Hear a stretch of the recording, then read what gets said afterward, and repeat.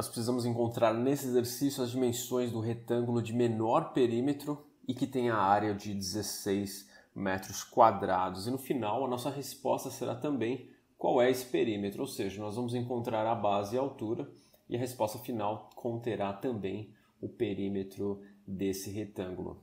Então nós vamos começar pelo desenho desse retângulo, selecionando também nomes para as medidas desse retângulo, variáveis para as medidas desse retângulo. Então, por exemplo, fica mais fácil chamar essa base de B, para que a gente possa lembrar com mais facilidade. Então, nós temos aqui a nossa base B e a altura chamaremos de H, altura H.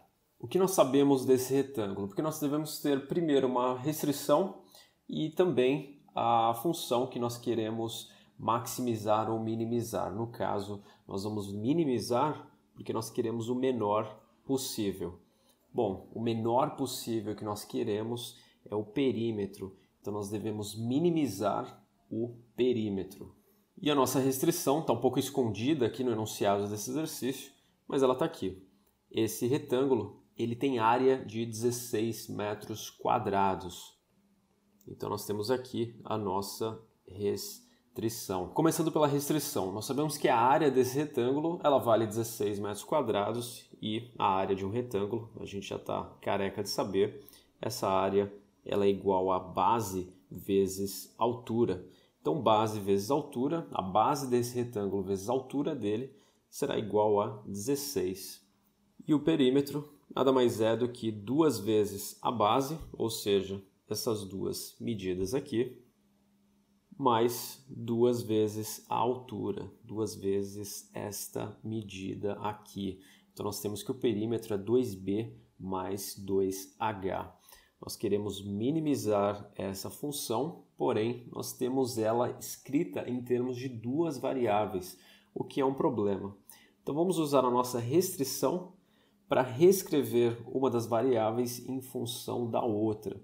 Existem duas maneiras que você pode fazer isso. Eu vou escolher isolar o h em função de b. Então h é 16 sobre b.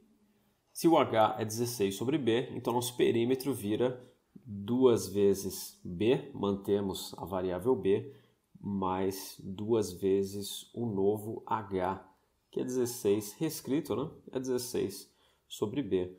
Portanto, nosso perímetro ele é igual a 2b mais 32 sobre b. Está aqui a função perímetro escrita somente em função de uma variável. Qual que é o próximo passo? Dado que nós queremos um mínimo, então nós devemos derivar essa expressão e igualar essa derivada a zero. Reescrevendo, ainda sem derivar, reescrevendo o perímetro, nós podemos reescrevê-lo como 2b mais 32 vezes b elevado a menos 1. Por que essa função reescrita dessa maneira faz um pouco mais de sentido? Porque a gente pode utilizar a regra da potência. Então, o nosso P' ele fica derivada de 2 vezes b, é somente igual a 2, mais 32 vezes a derivada de b a menos 1. Tombamos o menos 1 aqui para frente e ficamos com b elevado a menos 1, ou seja, b a menos 2. Então, P' é igual a 2 menos 32 sobre b ao quadrado. Nós sabemos que para encontrar o mínimo, P' deve ser igual a 0. Portanto, 2 menos 32 sobre b ao quadrado deve ser igual a 0. Ou 2 igual a 32 sobre b ao quadrado, passando para o lado, o 32 sobre b ao quadrado para o lado direito da equação. Multiplicando o 2 por b quadrado, nós ficamos com 2b ao quadrado, que é igual a 32.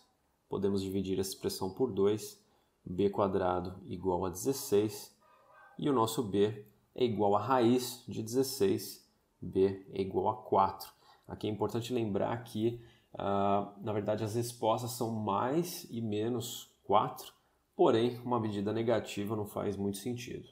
Aqui é importante também colocar a unidade de medida. Nós temos o b valendo 4 metros.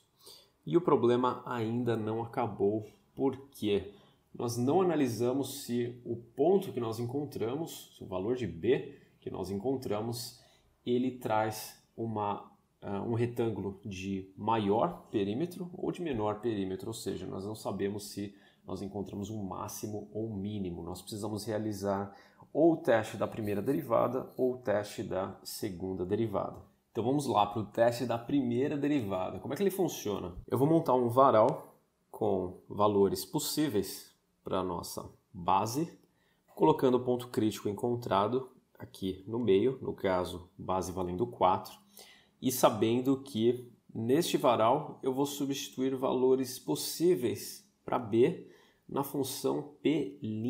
Cuidado para não colocar a função P aqui. Então aqui é P'.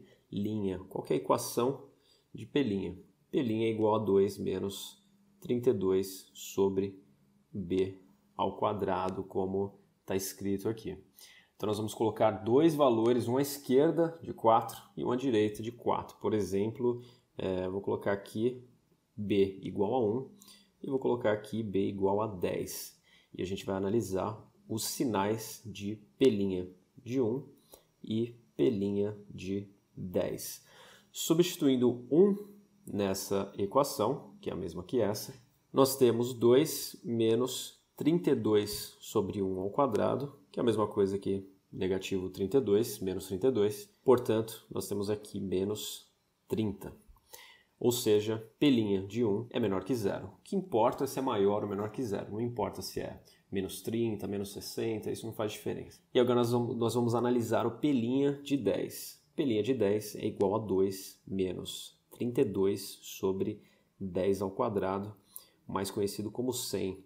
Ou seja, 2 menos 0,32, que é igual a 1,68. 1,68 é maior do que 0. E o que esses sinais nos trazem? Esses sinais, eles nos dizem ou nos trazem o seguinte: aqui, nessa porção da função, essa função é decrescente.